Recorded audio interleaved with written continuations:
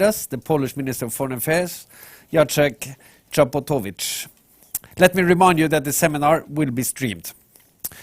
This year is a year of anniversaries, in some sense. On the 4th of June, 1989, a bit less than 30 years ago, the Polish election marked the end of the communist rule in Poland.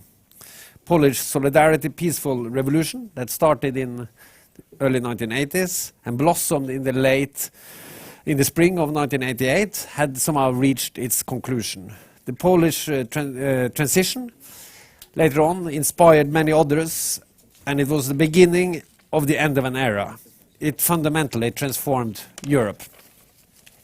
This year also marks that Poland joined NATO 20 years ago. As a member of NATO, it has added military capacity to the alliance, and Polish troops has also cooperated extensively with Norwegian troops. Norway also developed close military and defense industrial cooperation with Poland. Now, this year also marks 15 years since Poland joined the EU and thereby also joined the EEA. At the time Poland joined the EU, its GDP was around 50% per capita of the average EU. Since then, much of the Polish economy has grown fast and much of this gap has closed. In Norway, we have benefited from European integration, and almost 100,000 Poles live in Norway, making an important contribution to our economy and our society, I must add. Poland is also an important export market for Norwegian seafood, and it's an important destination for our students. Poland is also benefiting from the EEA, not least as the biggest recipient of the EEA grants. To add to the list, this year also marks the 100 years anniversary of our diplomatic relationship.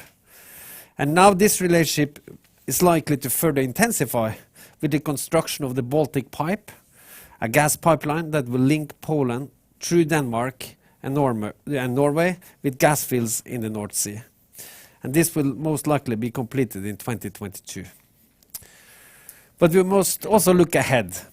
Poland is an important power in Europe, and she's likely to play a role in also shaping the future of Europe. Poland is increasingly positioning itself as a leader in the East and Central Europe through the Visegrad format, the 3Cs initiative, its role in the neighborhood policy, and also in the Baltic region. Poland is also pursuing a policy of close bilateral transatlantic relations with the US. And its citizens are strong supporters of EU membership. I think polls show it's a record high, actually. 91% are in favor of EU membership. But at the same time, there are deep tensions between the EU and Poland, not least regarding its media laws and its reform of the judicial system. The Law and Justice Party has insisted that changes are needed to overhaul an inefficient system, but the changes have also sparked fears that Poland's democratic checks and balances are being undermined. So we are now in an unprecedented standoff somehow between Warsaw and Brussels, and last month the European Commission opened an infringement proceeding exactly on these topics. Now we can see this as an expression of Poland turning its back to Europe, or it could also be seen as a part of a struggle on the future design and values of Europe, rejecting the imitation of West narrative, so to say, as Ivan Krastev put it. The Polish government has also recently published its vision for the future of Europe, providing input into the European debate ahead of the European parliamentary election and the ongoing discussion on a post-Brexit Europe. So all of this shape the rich and important backdrop for today's speech. Minister Czaputowicz will talk primarily on the challenges to European security, as we see it, and then he has also kindly offered to engage in a Q&A. We will have to end this session at around 4:15. The Minister will talk for approximately 25 minutes. But I should say, some of you, of course, know him as a minister, but he's also an academic holding a PhD in international relations. He used to be a professor. He has been the director of the Department of Strategy at the Ministry of Foreign Affairs, and he's also the director of the National School of Public Administration. So, Minister, the floor is yours. Welcome. Thank you so much. Thank you very much for this kind introduction.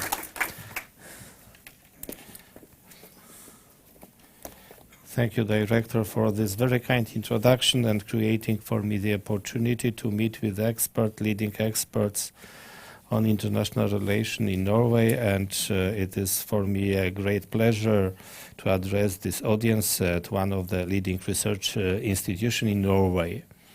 The voice of the Norwegian Institute of International Affairs on some of the most pressing issues resonates across the region, also in Poland, and as also academic, I heard and read materials prepared by your institute, and I appreciate your work and insight to international relations, different aspects. I'd like to concentrate in my presentation on security issues, on challenges to European security, and particularly Poland's perspective on that issues, but I'm also ready to address issues you raised in your introduction concerning internal situation in Poland, our relations with the European Union, and also our vision of the European Union.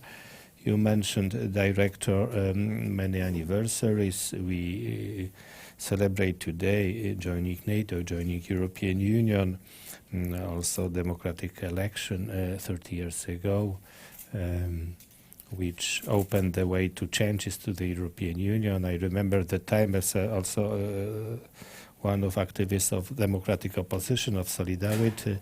Our dream was to join the West, the European Union, to integrate Poland, which historically belonged to the Western civilization, and to get rid of communist regime imposed on Poland.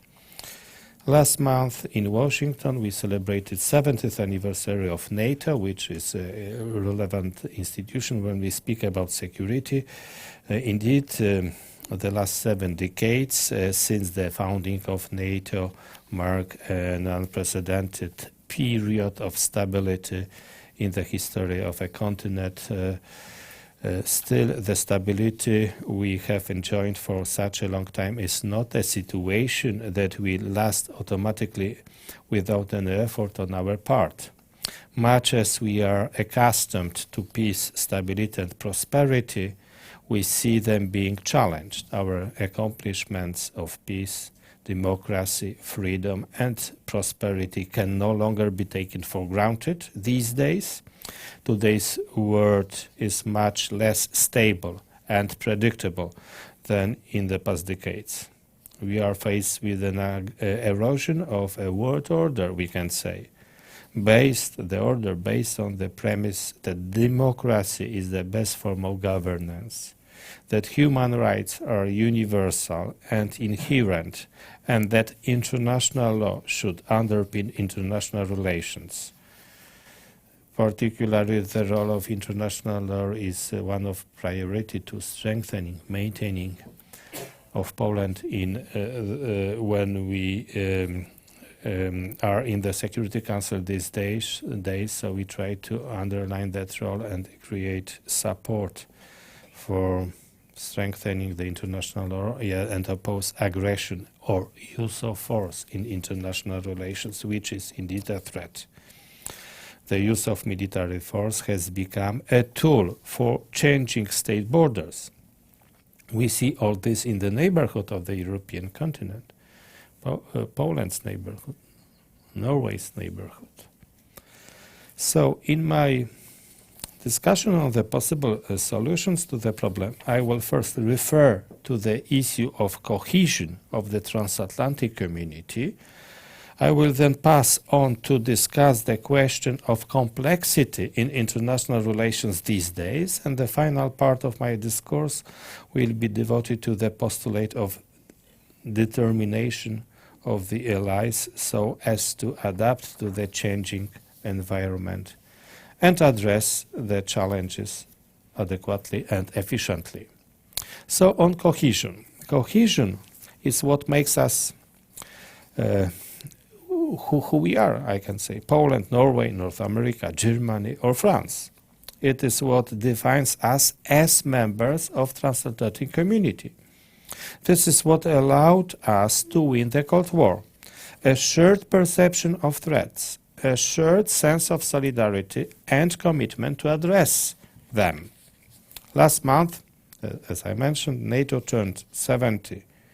Still, the anniversary celebrations are permitted by the atmosphere of apprehension regarding the future of transatlantic relations. Our debates are taking place in the context of a conflict and division among allies.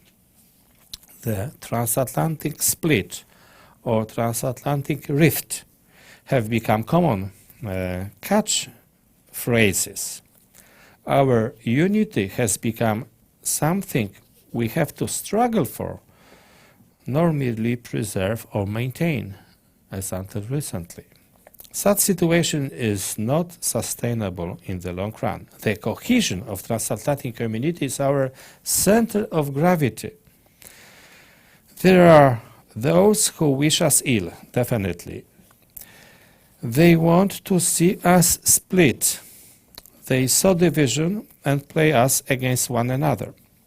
That is because they know that 29 allies who act in unity is what works best, as it has been tried and tested in the last 7 decades. We cannot allow them to succeed. We must not waste our time and efforts on futile quarrels. We must focus on what matters, on what unites us, members of the alliance. Our disputes and disagreements are natural among free nations. They cannot foreshadow our long-term strong ties, our common history, our common values. Europe and United States and America must stay united.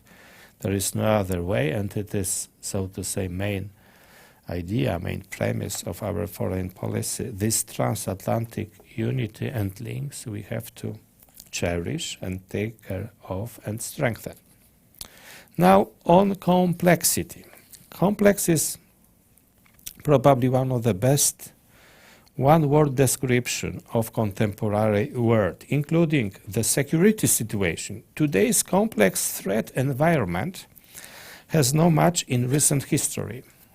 The challenges we are currently facing involve traditional and novel threats, which span across multiple domains, affecting the entire transatlantic community.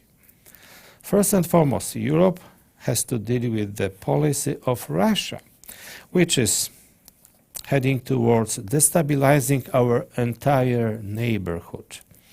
Russia continues to pursue its aggressive policy against Ukraine, as recently evidenced by the conflict in the Kerch Strait.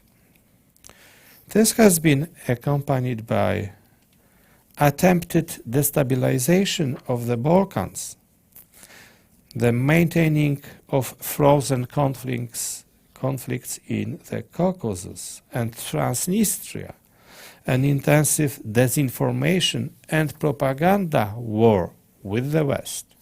Some may think that the threat from Russia is a problem only for eastern flank of NATO. It is not. In fact, it is a 360-degree threat, and as such it requires a 360-degree response. Russian aggressive actions, be it in the Baltic region, the Black Sea, in the High North or in the Mediterranean, have the same origin. This is a pattern of military build-ups, A2AD bubbles, and new missiles violating international commitments. It is aggressive posturing and military incidents. It is hybrid, clandestine, manipulation of public opinion. Recent examples in Norway alone are multiplied, from interference in the recent Trident juncture exercise to the mock attack of the Russian jets on Norway's Arctic radar. These incidents bring danger to our troops, but also to ordinary citizens. They contribute to growing instability and increase the risk of a conflict caused by misperception, by miscalculation, or by a mere mistake. Over the last several years, though persistent expansion of its military presence in the Arctic, Russia demonstrated its willingness to create a fait accompli through military enforcement of territorial claims. It is the same pattern we witness in Georgia and more recently in Ukraine. The amount of violations of international norms combined with increasing maritime presence in the high north amounts to a growing concern regarding the security of the sea lines of communication across the Atlantic. Our commerce, critical infrastructure, and our ability to reinforce troops deployed in Europe in the event of a conflict may be affected. Ladies and gentlemen, this demonstrates that traditional threats have returned. At the same time, our community has to deal with challenges generated by new phenomena, disinformation, hybrid warfare, cyber attacks, terrorism, and massive migration. They move us beyond the traditional understanding of war and peace, of what is foreign or domestic, and may seriously damage national security regardless of the country's location. Some of these threats are generated by traditional adversaries and are directed and sponsored at the state level: hacking, interference in national elections, Salisbury attack, fake news and propaganda. Others, more elusive, are conducted by non-state actors, such as lone wolf terrorist attacks. A common denominator is deception, secrecy, and plausible deniability. All these challenges, traditional or not, affect us simultaneously. Such situation requires, in my opinion, fast coordination of policies, good intelligence, and ample resources to ensure proper response, often stretching state capacity to its very limits. Now on determination. It also, as I said, requires our determination to deal with these challenges. No doubt, the current threat environment requires European leaders to master political will and European militaries to field sound capabilities to make sure we are well prepared. From the Polish perspective, NATO remains the pillar of Euro-Atlantic security, especially in face of Russia's actions. We want the alliance to be strong and able to meet all security threats. That is why, nowadays, there can be no place for leaving things to mere chance. It is a matter of our credibility. Being able to adapt to new requirements has been NATO's trademark over the last 70 years. At the successive NATO summits in Newport, Warsaw, and Brussels, we have identified ways to address these problems. NATO decisions on adjusting allied deterrence and defense, on reforming our command structure, and on increasing the pool of high readiness forces are the right call. NATO adaptations is proceeding as these directions are now being implemented. Poland and Norway should work together to maintain that momentum. At the same time, we should continue to to advocate for sustained efforts to modernize European infrastructure, to properly train our forces, and to increase their ability to move into the theatre.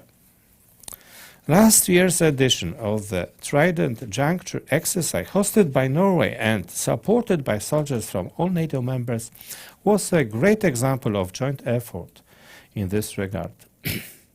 We must do more to secure the sea lines of communication and critical infrastructure across our maritime routes that are critical to both commerce and military reinforcement in case of crisis. We must be open-minded and able to foresee emerging threats through sound intelligence and reconnaissance capabilities. The current fast-paced world requires our decision-making bodies within NATO, and at national level to react quickly to ensure proper response before it's too late. Ladies and gentlemen, the complex threats encompassing areas beyond the military domain, such as hybrid, cyber, terrorism, or instability, require taking the best out of all our institutions in Europe. NATO or the EU will not be able to deal with them entirely on their own. Nor can we tackle them single-handedly at the member state level. Each of these institutions has a unique set of capabilities, and they should be combined together. We must be mindful, however, to make sure that we build synergies and make good use of them. Duplicating efforts and creating unnecessary confusion is not an option we should be looking for. No doubt, this will cost finances, it will cost money, but that will certainly be the money well spent. It is an investment in our capabilities to make us sure we are ready for the current and future challenges. It is investment in the security of our societies. In this vein, it is encouraging to see progress as Europe turns the corner on defense spending. While much work remains to be done, 80% of European allies have increased their defense budgets and are getting closer to the meeting of 2% GDP target. This is the right track, and we should stay on it. Ladies and gentlemen, the free and democratic states should show their determination to enhance peace and security in various parts of the globe, in every international forum possible. This is the belief behind Poland's membership in the Security Council for the term 2018-2019. We pay particular attention to the plight of civilians, main victims of conflicts, representing the nations that deserve peace and hope. Our priorities in the Security Council are strengthening of international law, I already mentioned that issue, promoting protection of civilians in armed conflicts, and advocating for peaceful settlement of disputes. So far, we organize or co-organize a number of briefings and debates on the situation of civilian population during armed conflicts, impact of climate change on international peace and security, and developments in conflict, such countries like Ukraine or Syria. We chaired the Preparatory Committee for the 2020 Nuclear Non-Proliferation Treaty Review Conference, NPT, and led the work of the Hague Code of Conduct against ballistic missiles proliferation. As Norway is currently campaigning for the membership in the Security Council for the term 2020-2022, we are ready to share our experience from our tenure and I discussed about that issue with the minister today. We are part of military operation in the global coalition against ISIS and of NATO's training missions in Iraq, Jordan, Kuwait and Qatar. In Afghanistan, the Polish armed forces are helping to build local security structures. Generally, when we expect from others to demonstrate solidarity with us and be present in Poland to deter a threat, we also have to demonstrate solidarity with others and contribute to peace and stability in the world. It is basis for our international policy these days. Roughly 1,500 Polish soldiers are currently stationed abroad. Their service stands as an example of solidarity with our allies. Their commitment is helping to maintain peace in the world, and it is making our country safer, as allowing us to support other countries in the region in this regard. We also strive to build new platforms of cooperation. Poland's latest initiative was the organization, together with the United States, the ministerial to promote peace and security in the Middle East in February this year in Warsaw. The event was attended by foreign ministers of key Arab states and the Prime Minister of Israel. It was thanks to this initiative that the high-level officials of the Arab world and Israel met for the first time in many years. The outcome of the meeting was the launch of the so-called Warsaw Process that is based on dialogue of experts within the working groups devoted to such topics like countering terrorism, ballistic missile proliferation, maritime aviation and energy security, cyber security, humanitarian issues, refugee-related topics, and human rights. The results of the activity of these groups will be presented in the beginning of the next year. We hope that this activity will bear tangible and long-lasting fruits. Ladies and gentlemen, a famous Norwegian explorer, Roald Amundsen, once said that a success or failure of an expedition rests on the way in which it is equipped, the way in which every difficulty is foreseen, and precautions taken for meeting or avoiding it. Victory, he says, awaits him who has everything in order. Luck, people call it. Defeat is certain for him who has neglected to take the necessary precautions in time. This is called bad luck. These three broad challenges of cohesion, complexity, and determination will remain with us for quite some time. They certainly require a great deal of good equipment and precautions on our part. Nevertheless, I am confident that together, Poland and Norway, together with our other allies across the Atlantic area, we will be able to address them through our political will, our capabilities, and joint investments in our common security. Our success or failure, or our good or bad luck, depends on it. It is all in our hands, ladies and gentlemen, and thank you very much for your attention.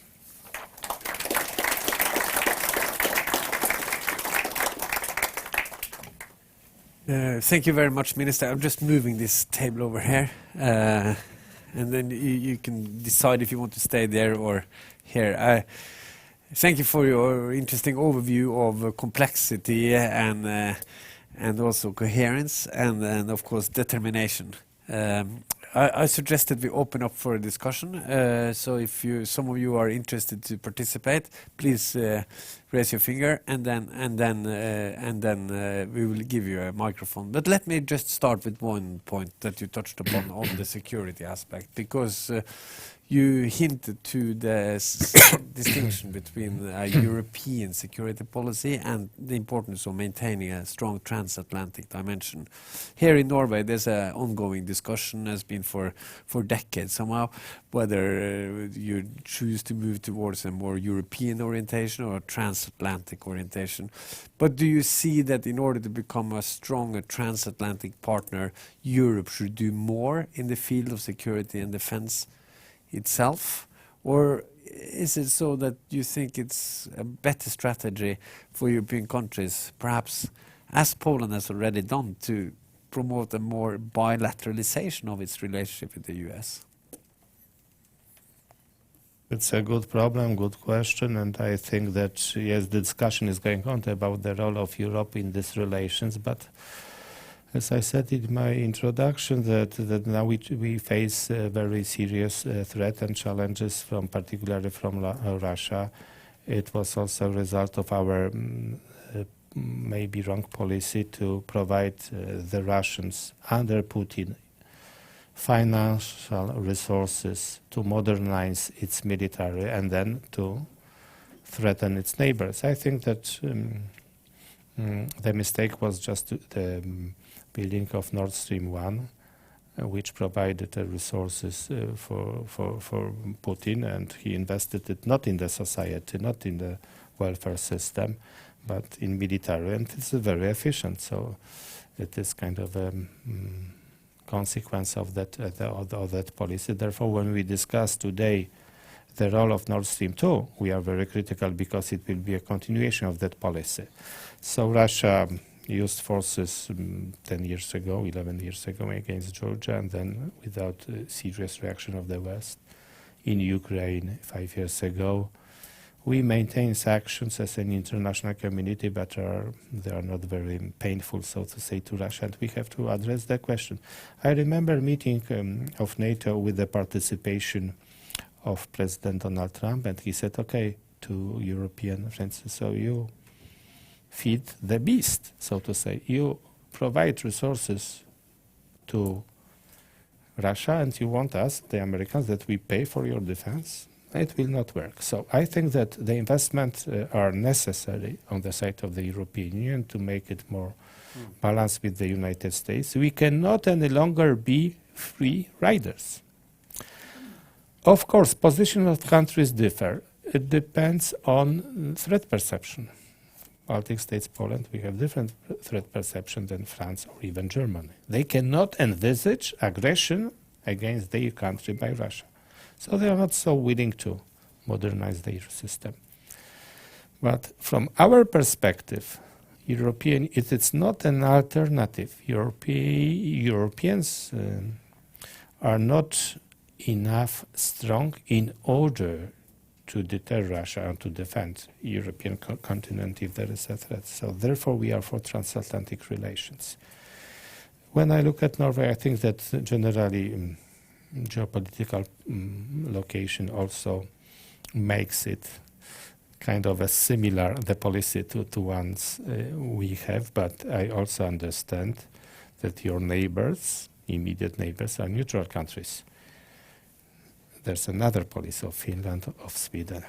But generally our answer is yes, transatlantic links, it is something which is a main characteristic of our foreign policy within the European Union. Within the European Union, we meet regularly with the foreign ministers. And we present an opinion. Poland is a member of the European Union. We share common positions within the European Union. We share assessment. We are good members of the European Union. But at the same time, being within the European Union, we always say, okay, but what Americans look, we cannot create a situation that they will be willing to leave geopolitically Europe, so to say, to turn back to Europe, because it will be a mistake for our security. So it would be our characteristic. Therefore, I mentioned these initiatives we have sometimes with the Americans together, also international concerning Middle East, in order to to simply demonstrate also to them that they have an ally here. Sometimes other European countries look at it differently, so it is like that. Excellent. Can I ask one more question? And that relates to a topic that you didn't touch too much upon, but it's about your neighborhood. Now we had the recent election in Ukraine. Poland has been a very important country in the relationship with Ukraine. You have lots of Ukrainian migrants in Poland. And at the same time, we also see there's some developments also in Belarus. So maybe you could say a few words about how you see, kind of looking a bit into the future, how you see it. What kind of developments do you foresee in Ukraine and Belarus? So we simply support these nations and these countries, particularly Ukraine, which is simply under the pressure of Russia's annexation of Crimea. We do not recognize that activity in Donbass, Kerch Strait, recent events. So our policy is to maintain the issue of Ukraine at the international level.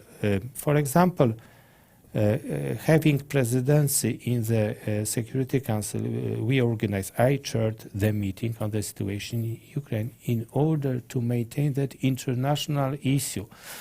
I can observe among our friends and partners in Europe, some of them are tired of that conflict and they would like to come back to relations with Russia as business as usual. We are against that. We cannot accept blatant breach of international law and annexation of territory of a sovereign country, because if we allow that, then we can envisage other actions. We were under sphere of influence of Soviet Union at the time. So we have some proposals tabled already. For example, to appoint an envoy of the Secretary General of United Nations to Ukraine. There are such envoys to Syria, to Libya, but why not to Ukraine? We are rather critical of Normandy format. It is not effective. So Zelensky, president, he mentioned in the campaign that he would be willing to enlarge the format, to include other actors, Normandy format. Now we have France, Germany, Russia and Ukraine, maybe to invite the Americans and the Brits. I think it is a very good idea. It's their idea. The problem is will it be accepted or not. But it also demonstrates that from the perspective of Ukraine, these transatlantic links are crucial. This Anglo-Saxon involvement is crucial. So it is about Ukraine. We have to strengthen. We have to give chance to the president. We issued Poland, after United States, few minutes after, a statement of non-recognition of annexation of Crimea forever, in order to underline our position, because we have to support territorial integrity in the borders recognized by international law of Ukraine. As far as Belarus is concerned, also they are very much under the pressure. You can criticize, and we criticize Lukashenko regime for many issues, but at least we have to be open for their claim to maintain sovereignty. So I visited Kiev a few times, also Minsk, so we try to encourage. Poland with Sweden initiated European Union program, Eastern Partnership. Now we celebrate the 10th anniversary of that program.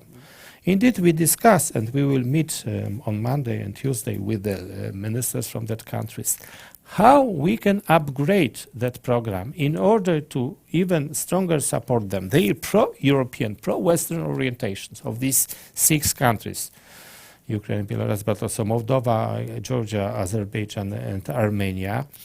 And we have some ideas, even very recently, to present to somehow institutionalize this partnership program, that they are connected stronger to the European Union. But within the European Union, we see also different opinions about that issue. But generally, countries of the region are in favor of maintaining and strengthening links with independent states in the East, which are under pressure. Probably Norway would have belonged to that if it was a member of the European Union. But definitely it's very important for you. You are neighboring with Russia. But other countries look at the other issues. We have to convince the core EU member states that it is good investment, it's worth investing in strengthening relations with this country because it is about our security. I think Norway is also somehow channeling some of the EA grants in parallel with some of the neighborhood program. Isn't that the case? Okay, we have one over here, Christophe Fillon, and then Jakob Gosimiski. Thank you, Minister, for a very illuminating speech. Poland is a... Maybe you should introduce yourself. Yes, I'm Christophe Fillon, a researcher here at NUPI and a professor of European law at the university here in Oslo. Poland is a key member of the European Union and probably will become even more so potentially in the wake of Brexit. I'm curious to hear your views about the possible implications of the current dispute between Warsaw and Brussels on the influence that Poland can exercise within the European Union. Isn't the current situation detrimental to the influence that Poland should be playing within the European Union? Okay. Maybe address very good questions, because now we move to the European issues with these questions. I would like to maybe start answering that questions with a piece of information. The 1st of May, we celebrated the 15th anniversary of joining European Union together with our countries. Altogether, 10 countries plus 3 later, and then 15 years ago. Prime Minister Morawiecki invited prime ministers to Warsaw in order to demonstrate to our society that we appreciate our membership, that we profited a lot. And they came and we issued a declaration about vision of the European Union to contribute to the discussion of the future of the European Union. It's available, this declaration, but generally we want to maintain that basis of the European Union as it was created: 4 freedoms, economic competition, economic development, and liberalism, economic liberalism, I would say rather. Like the Brits, because you mentioned also Brexit and the Brits, they also see the European Union as a kind of institutions which, from belonging to which all countries profit. There is a threat to that vision. Indeed, it is a threat. This is protectionism. Some countries, they want to protect themselves, protect citizens. They do not observe economic rules. They spend too much. They are above set by European law deficit. For example, they introduced posted workers directive. For us, it is pure protectionist, not to allow citizens from our region to compete in services on their territory. So there is a discussion within the European about vision. We think that our vision is right, that in order to develop and play important role in the world, European Union should be based on sound economic basis. And it's indeed a threat. We, however, you mentioned that we develop 5% yearly. It means that we contribute to the development of the European Union. Other countries should reform their economy because they draw back. So there is a discussion, but I'm telling you about that because it shows the importance of our country. 13 countries were present, so it is almost half of the European Union. 15 were not invited. Of course, there are smaller countries, some main countries, but our voice is heard. And we have a feeling that we have influence on the European Union. Of course, we are also criticized, but this criticism comes from political motives, for this fight about the vision, about how to distribute finances, to what level maintain cohesion policy, common agricultural policy. It's a normal thing, but there is no doubt that, and we have a feeling that we have influence. We can mobilize countries in that instance, these are countries from the region because they joined, but we have a feeling with these countries that we are close to each other's. Visegrad countries, Baltic states, Romania, Bulgaria, the ones who joined. We share common history, we are economies. Our level of development is lower than average in the European Union. Therefore, we have common interests vis-à-vis the European Union to maintain these parts of the system which supports solidarity, distribution of finances, and so on, so on. We share threat perceptions with many of these countries, and we have a feeling that our position is right, and their position, if I may use this word, is wrong, because it will lead to nothing. So this is one feature, solidarity.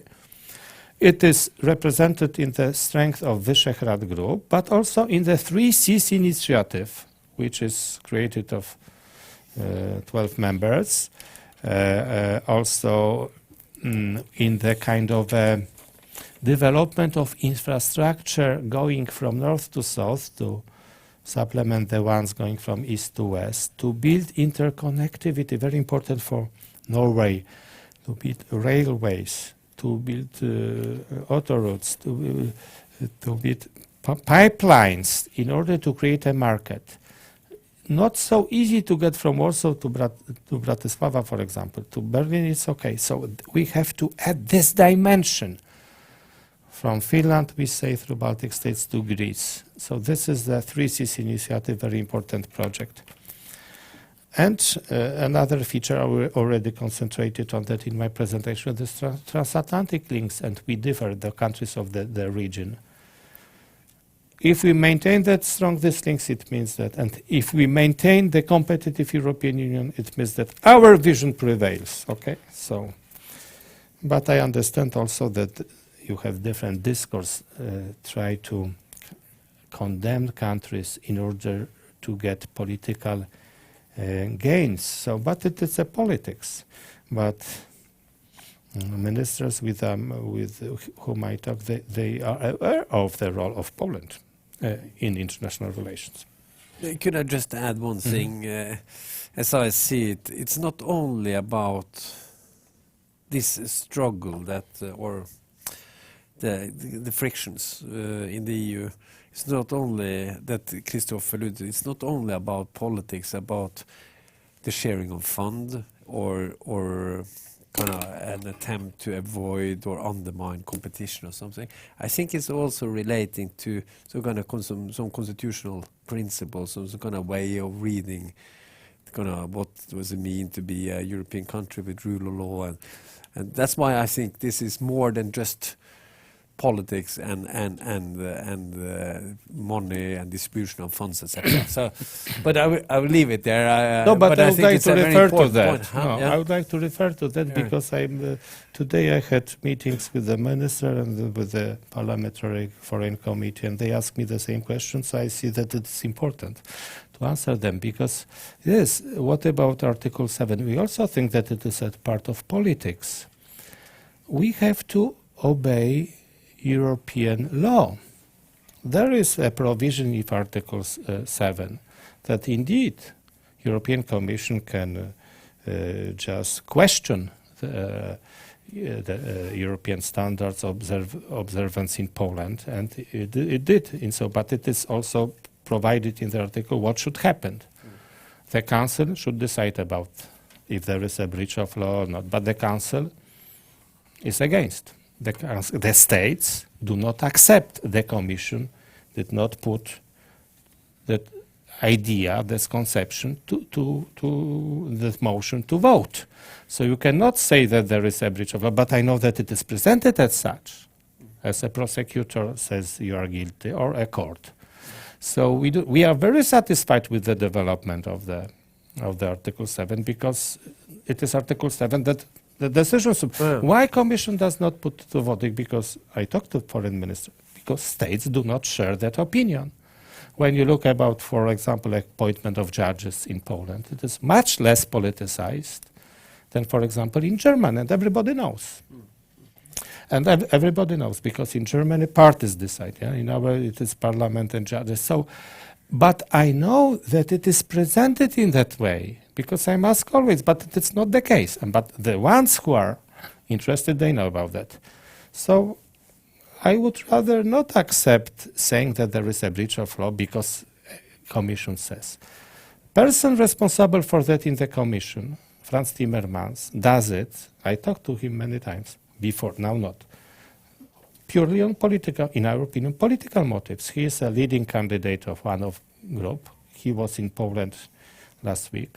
He took meeting with former communists to support them in the European election. And he presents program how this former communists, Cimoszewicz and Kwaśniewski, many times. So he does not even hide that he uses for political purposes. And it is something telling about the evolution of the European Commission. Previously, we thought it is in the treaty. I was taught, I'm also a professor, I was teaching that way, that the European Commissions, they are politically neutral, that they present kind of a point of view. They should not interfere into the political affairs of the country. And today we see that they are openly doing that. It is according to something we are taught in Poland about political neutrality, being a civil servant. But it is realized by the specialists. It is also shows how European Union evolves. And it is also the reason why citizens do not feel closeness to that, that it is a reason of demographic deficit. I will go further even. It is the reason why countries are leaving the European Union, particularly the UK. It is European Union fault, not observance of standards. Creating double standards. They would say that Poland is something doing, but no, in the Netherlands they are okay. I can give you another example. Timmermans saying, okay, Polish Constitutional Tribunal do not function properly. But at the same time, the Netherlands is the only country in the European Union without constitutional tribunal, because political class thinks it is detrimental to democracy. No? How you can discuss? We would defend that. No. So this is politicized issue, I would say. It is yes, maybe one more thing I would like to add to that. And I will give you that, because of course I understand the problem. Political scene in Poland is very polarized, antagonistic. Main political parties together in parliament group with EPP with these countries also create to this dissemination of this point of view. Timmermans presents a point of view like his political allies in Poland. As I said, they present like this. So you can also explain that. It's an evolution of the European Union, please. Peter, very brief, and then because we have a few other points that we also want to... For sure. We With have respect, 5 minutes Minister, left. I understand your point of view with respect to a certain member of the European Commission, but what I was alluding to was not necessarily only the view of one member of the European Commission. It so happens that several courts in the member states have already manifested doubts as to the functioning of the judiciary in Poland. You cannot, and I think you will not, make the claim that the judiciary of the member states is being politicized. No, you are very right. But what are consequences of that, what you said? I like to underline that treaty distributes competences between different bodies. As far as rule of law is concerned, it is the European Court of Justice. And Poland is the country which observes all ruling of the Court of Justice. Even Commission and Franz Timmermans was not successful with Article 7 because he didn't get enough support of countries, in my opinion. He referred to the Court of Justice. There was a ruling against our position. But what happened? We simply implemented that ruling. We reversed that reform because for us, rule of law is key. You can look at the list of European Commission of the countries. Every year they publish cases of ruling of the Court of Justice not applied by the countries. There are 50 such cases. No Poland, because for us, European law is crucial. Therefore, I am telling you, because this is the institutions established in treaty responsible for saying, is it a breach of law, European law or not? This institution, not a commission. I am not referring to the person, because I know that commission in total is a collective body. But it is not the commission who decides on that. Like it is not a prosecutor to say who is guilty, is he guilty or not, but the court. Leave it to the court. Why was it not left to the court? If you use it politically, in my opinion. Excellent. Okay, now we have two comments towards the end, and we collect. So Jakob first, and then Norslund. Thank you, first of all, for a very interesting presentation. My question concerns the Polish policy towards migration, and I mean two sides of migration. We know that there is a huge Polish community living in other EU countries, including in Norway, where there are something like 100,000 Polish citizens. So what is interesting to learn is to see how the Polish government is to address the issue of the Polish migrants in Europe, and then there is also the issue of Polish adopting some migration-related measures that have also increased the level of tension in relations between Poland and some other members of the European Union. Okay, excellent. And then to Norslund. Excuse me. The same. Oh, good. But I wanted to. You can modify a bit. Question is the same, Mr. Minister. Thank you very much. But I just wanted to say also that actually, as you know, the largest foreign community in Norway are the Poles, about 100,000. And if it hadn't been for the Poles, many parts of the Norwegian economy would have come to a standstill. So thank you very much for the large contribution that you make to our society. Thank you. Excellent. That's Norslund. That's of course he's correct in what he said, but he's also used to be an ambassador in several places. But it's not acting as a diplomat now. Generous from his heart. Yeah, thank you. It's important issue, and it's again another issue which is portrayed sometimes differently than our policy. We are accused also by the European Union that we are against migration, or let's say refugees, but indeed we are against a compulsory redistribution of migrants, because we think that it is not an effective instrument. They simply don't want to come to countries like Poland. They would prefer to go to countries where social benefits are higher. But indeed, more than 2 million Poles emigrated after we joined the European Union. The largest group is UK. Maybe they will find themselves outside the European Union. I don't know if they will come back to Poland, but we would hope. But this is main. Then Germany also. In Ireland we have 150,000. And Norway is substantial, very important part of Poles. And no, we are in a free world. They have a possibility to find better work here, and we of course accept that. We would like them to maintain links with Poland, to maintain Polish culture. We work as a ministry with diaspora. At the same time, we face shortage of workforce. Therefore, we are open for migrants. There is more than 1,500,000 Ukrainians living in Poland. As a professor, I know also from practice, there are many students, 40,000 Ukrainian students in Polish university. And it is, they feel the gap. We need them, but it is like it, I think, should be. So we have to accept that. They feel well in Poland. But they also come and strengthen their countries, their state. They learn how to live in democratic states, and they also contribute to a friendship with Ukraine. But it is a very important issue, migration, and it is a very politicized issue. Could be used as a kind of a hammer against the countries. Do not demonstrate solidarity. You don't want to take refugees from this. We think that as far as refugee or migration issue, because these refugees these days are not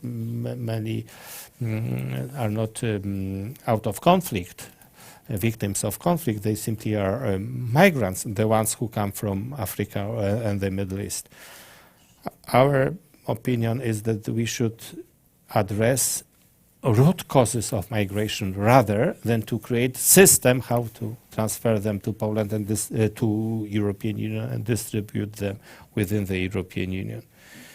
But if a refugee, and there are some cases, appears at the Polish border, according to international law, he is granted a status of refugee and they live in Poland, but majority of them go rather through Poland to Germany, when allowances are higher. The ones who come from former Soviet Union, Tajikistan, Uzbekistan, there, indeed, I think, as I remember, 3,000 of refugees were sent back to Poland from Germany because they were not granted status of refugee in Germany, and we have to deal with them as a result of our readmission agreements. So we are in the middle of the problem as a country of migration, of migration as well. Minister, thank you so much. The time is running out, but let me just, towards the end, just say a few words of thanks. You started out saying, talking about the complexities related to international security situation, and then in our discussion, we have also discussed some of the complexities also involved in the European governance as well. I think that it's very interesting, a small footnote you had about the posted workers directive. So here in Norway, for instance, we have benefited massively from the free movement of persons. But at the same time, it's fair to say that one of the most contested issues about European integration in Norway relates to not the migrant workers as such, but more to the posted workers and the fact that people enter the labor market not according to Norwegian salaries, but they act on local salaries. And if you have big discrepancies in salaries, that you might risk kind of social dumping, or you might this unfair competition. So I think that some of the issues that you have touched upon today about security, about the court and values, about the free movement of persons, brings up really points to, I think we are reaching a critical point somehow in the new development of Europe, where we have to think seriously through some of the core principles, and we have to, in order to achieve what you desire, this determination and coherence,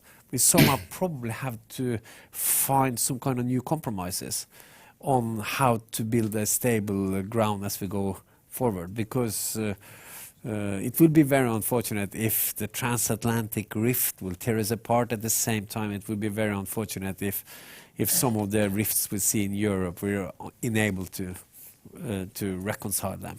So, but I think that you contributed significantly to this debate today, so I would like to thank you for that, but maybe you would like to say a few words now towards the end. Just maybe a reaction to your posted workers remark. We hope that we'll catch up with the level of salary and the problem will be resolved. But it is how the European Union is constructed. Simply you support the weaker, you lose. And we will contribute financially, and the other EU countries will also contribute financially until we catch up with you. That, so that's agreed. Okay. We have come up. But there might be some transitions in between. But thank you so much. Thank you so much. Thank you. Excellent. Thank you.